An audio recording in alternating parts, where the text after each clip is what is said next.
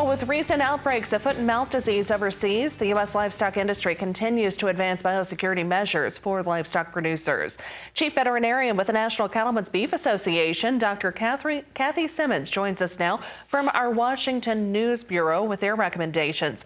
And Dr. Simmons, thank you very much for your time here this morning. Now, for those who may be unfamiliar, give us just a bit of background on FMD and its current status. Foot and mouth disease is a highly contagious viral disease of cloven or divided hoofed animals. And we've not had foot and mouth disease in this country since 1929, but we're vigilant to try to keep it out because it would be devastating to the economy and agriculture, and especially devastating to the cattle industry, as all imports would cease and we would be under quarantine and movement restrictions domestically. What are some of the current biosecurity measures that are in place for U.S. producers? Biosecurity is really our best defense against disease. The Beef Quality Assurance Program has an entire chapter devoted to biosecurity. Producers can download a template that they can use to customize a biosecurity plan for their operation. So what are your main recommendations for cattle producers moving forward to best protect their herds? I think cattle producers need to be aware of the current biosecurity plan they have in place, and if they don't have a plan in place, they need to get one immediately.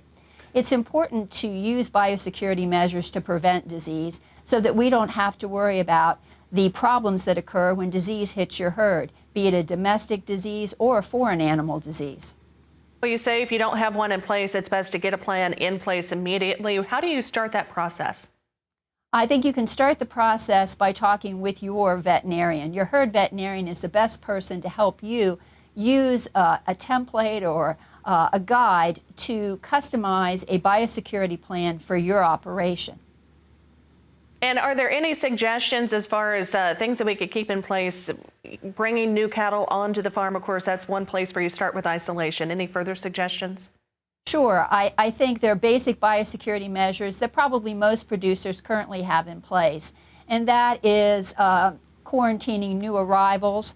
It is also regulating who comes in and out of the farm, and securing a perimeter around your farm in the case of a disease outbreak so that you can control all entry and exit from the farm and make sure that no one brings in any disease to your operation.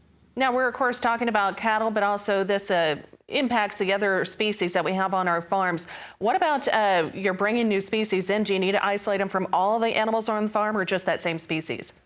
If we're worried about foot and mouth disease, that's a disease of cloven-hoofed or divided-hoofed animals, and they are probably going to be your greatest risk. However, foot and mouth disease can be carried on objects, and it can even be carried by the wind. So you really need to be vigilant in the case of an infectious disease of the magnitude of foot and mouth disease. For ordinary disease, I think your standard biosecurity plan is where you want to start. All right. Well, thank you very much for your insight this morning. We appreciate it. National Cattlemen's Beef Association Chief Veterinarian Dr. Kathy Simmons connecting with us today out of our Washington News Bureau. Go online to ncba.org for more information.